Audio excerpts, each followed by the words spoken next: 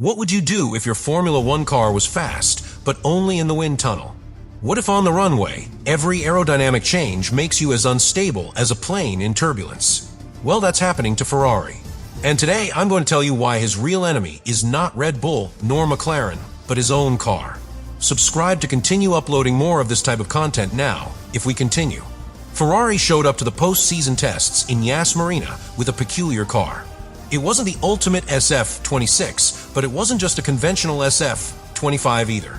It was a mule, a hybrid prototype, a rolling laboratory equipped with active systems on the front and rear wings, designed exclusively to test the active aerodynamics that will define the new era of the sport.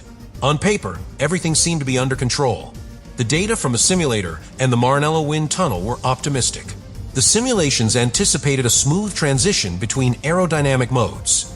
But on the track, the story was completely different. The car began to behave erratically. It was as if each command to the active aerodynamic system triggered a chain of unpredictable consequences.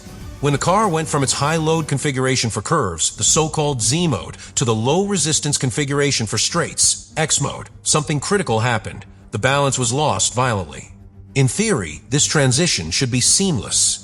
The moving wings automatically adjust to reduce or increase downforce depending on the part of the circuit. But at Ferrari, what was seen was the opposite. Not only was the shift not smooth, it caused such abrupt aerodynamic destabilization that pilots described the behavior as treacherous. They were not random words. Several moments in the tests showed how the car became uncontrollable when exiting a curve with poorly synchronized active changes.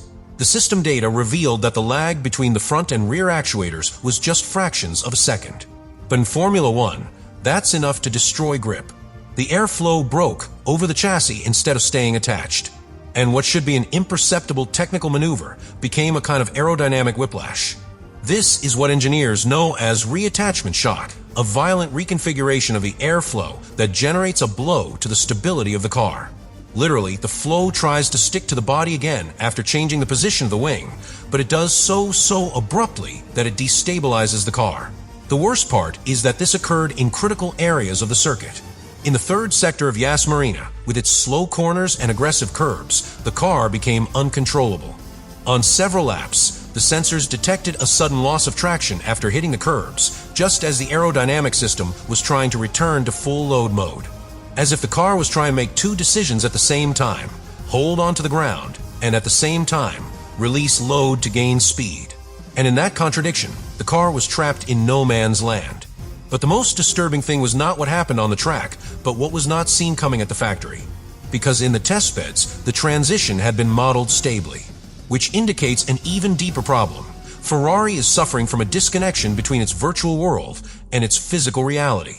And in modern Formula One, that gap can be the abyss between competing for the title or fighting to get into Q3. That the engineers, when reviewing the telemetry data after the session, detected that the internal aerodynamic mapping, the software that tells the car when to change modes, was not taking into account an essential variable: the actual behavior of the tire when a reattachment occurs.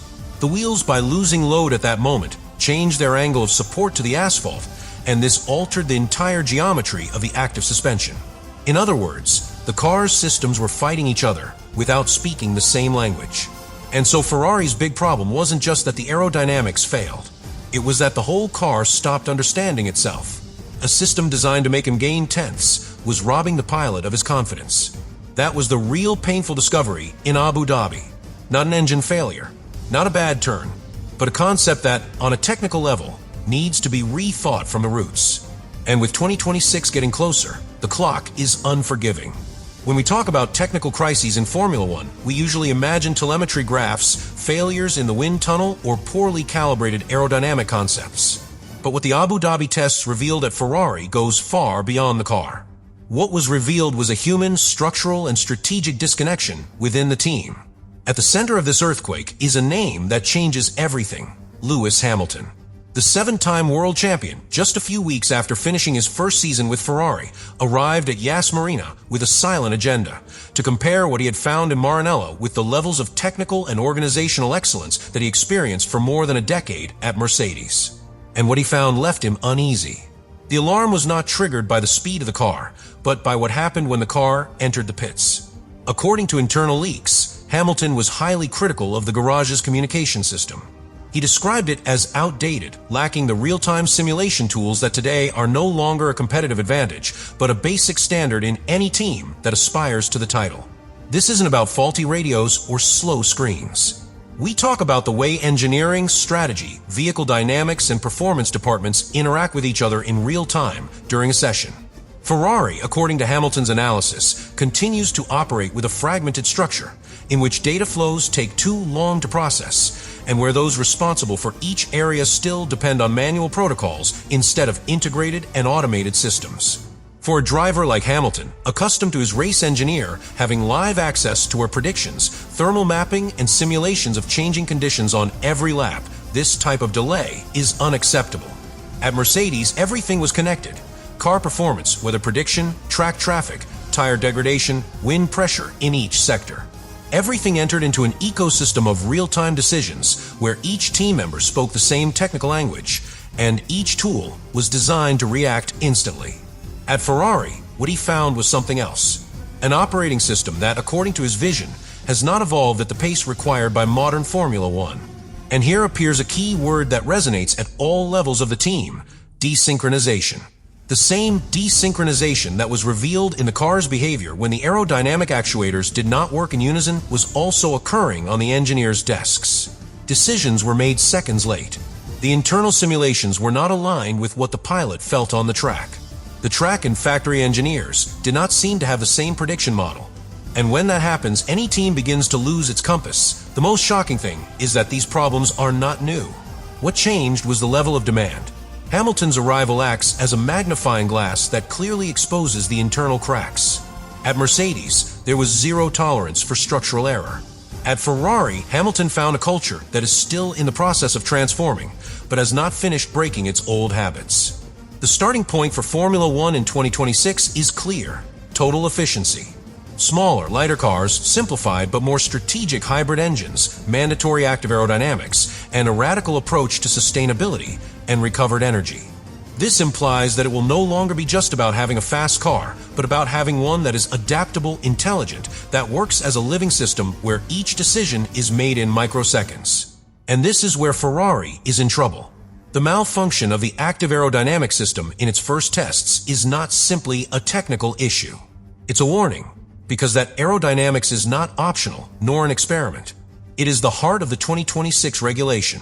The car's ability to adjust its behavior in real time on straights, slow corners, and areas of high kinetic energy is not a luxury.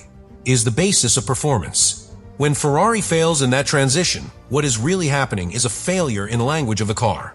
The car does not understand how to react to its dynamic environment. You don't know when to maximize the load and when to reduce it.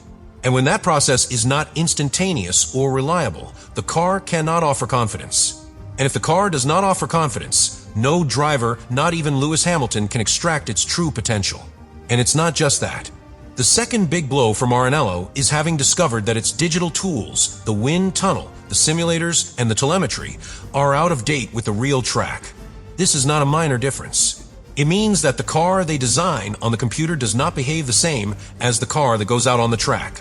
And if Ferrari enters 2026 without correcting that gap, it will be developing blindly, making decisions based on data that does not reflect reality. Ferrari's recent history is littered with similar examples. Cars that were fast in simulations but unstable in qualifying. Strategies that were logical in theory but that collapsed under pressure in the race.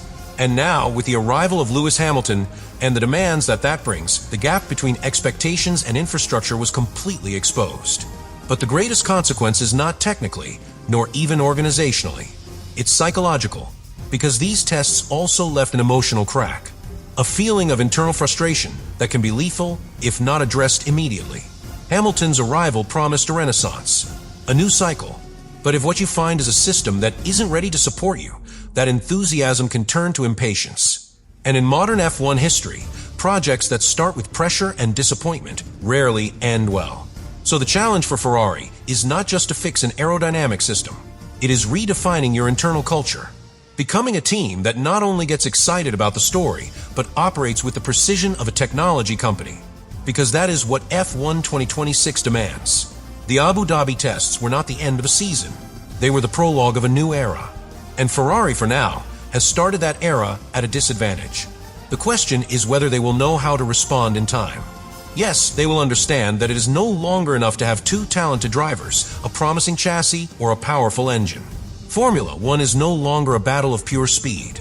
It is a war of synchronicity, data, artificial intelligence, and adaptability. And Ferrari, to win that war, is going to need more than just horsepower. It's going to take a revolution. Subscribe to continue uploading more of that content. Now you really think about all this.